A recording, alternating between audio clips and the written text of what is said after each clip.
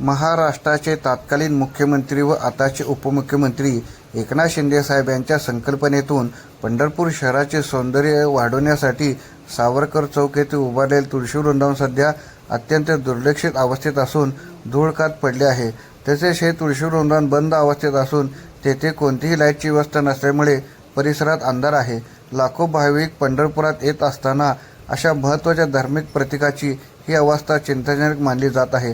त्यामुळे संबंधित प्रशासनाने तातडीने लक्ष देऊन तुळशी वृंदावनाची स्वच्छता, दुरुस्ती व लाईटची योग्य व्यवस्था करून ते भाविकांच्या सेवेसाठी लवकरात लवकर खुले करावे अशी मागणी होत आहे। या प्रसंगी भाजपाचे माजी नगरसेवक विक्रम शिरसट यांनी आपली प्रतिक्रिया दिली।